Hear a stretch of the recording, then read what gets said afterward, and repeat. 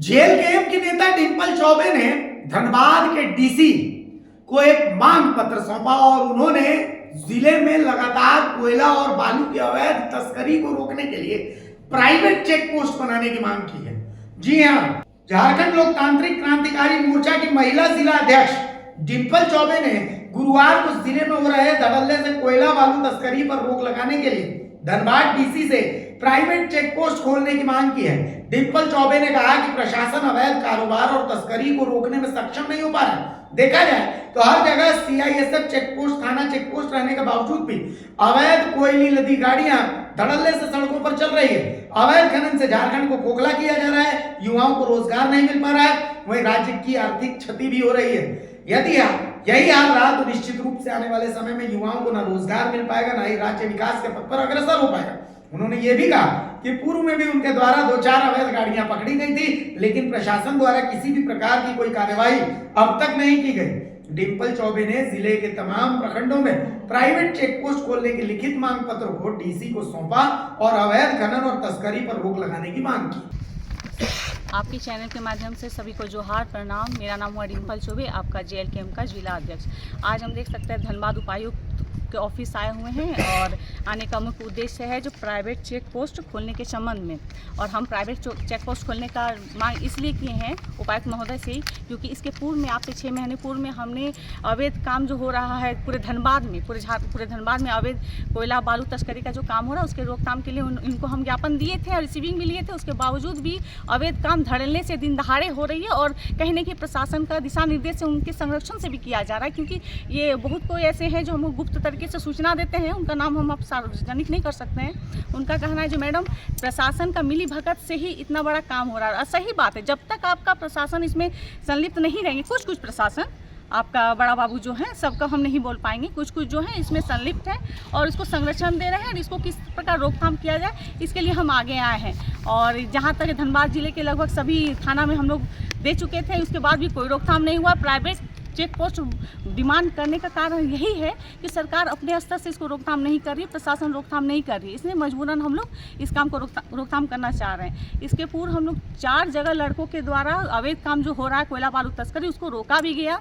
हम प्रशासन को सूचना भी देते हैं, लेकिन इसमें कोई गंभीरता नहीं, किसी प्रकार का इसमें एक्शन नहीं लिया जाता है। तो कहीं ना कहीं अब हमारे बच्चे के भविष्य का बात है, ये हमसे जुड़ा हुआ है। धनबाद हमारा है, धनबाद सब जगहों को उजाला कर रहा है, पूरे भारत को उजाला कर रहा है। धनबाद खुद अंधेरे में है, हमारे बच्चों का भविष्य निरंतर एकदम गड्ढे में जा रहा है। उनके रोजगार के लिए कोई सोच नहीं रहा है किस प्रकार उसका भविष्य को संवारा जाए, इसलिए हम लोग आगे आए हैं। और जितने भी जगह से लड़कों के द्वारा हमें 4 जगह ऐसे हम गाड़ी रोके थे, लेकिन प्रशासन कोई एक्शन नहीं लिया। ये खासकर हम आपको बताएंगे, ये मेरे पास वीडियो फुटेज सब है कालू बथान थाना का, जो लड़कों के द्वारा 3 बजे भोर वहाँ से लड़कों के द्वारा गाड़ी रोक के बोला जाता है जो मैडम इसमें ना जो अवैध कोयला जो ले जा रहा है ना इसमें पेपर है ना कुछ भी है।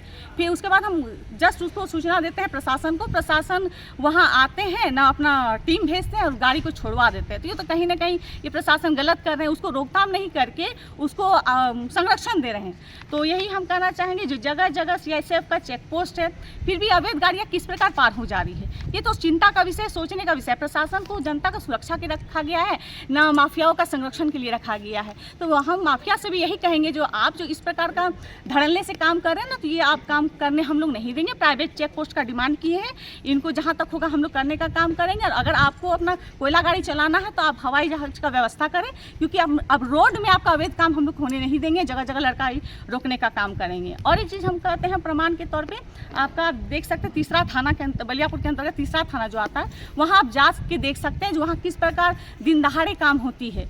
चांदकुइया में तो हम करवाएं, वहाँ कुछ प्रकार का रोकथाम हुआ, वहाँ पे प्रशासन द्वारा कार्रवाई किया गया। उसके बाद अब खास कुइया अभी भी जाके देखिएगा, खास कुइया में किस प्रकार का वहाँ पे धड़ल्ले से अवैध काम को अंजाम दिया जा रहा है। तो कहीं ना कहीं जो पूरे एरिया को खोखला करके हमें ज़मीन पे धंसने का, हमें मौत के कुएं में ढकेलने का काम किया जा रहा है। तो जिला प्रशासन हो या झारखंड सरकार हो या जो भी हो, सभी से हम ये विनती करेंगे जिस काम को रोकथाम कीजिए। अगर नहीं करते हैं तो हम रोड पे आके इस काम को खुद रोकने का काम करेंगे। बस इतना ही कहना चाहेंगे, जो झारखंड हमारा है, हम झारखंड के लोग हैं, हमारे साथ बेईमानी बहुत हो चुकी है। अब हम बर्दाश्त नहीं करेंगे इसको। हम पूरे जनता लोग जागरूक हो चुके हैं। जो जनप्रतिनिधि से भी हम निवेदन करेंगे आप भी हमारा साथ दें। अगर नहीं साथ देते तो हम खुद इसको अंजाम देने का काम करेंगे।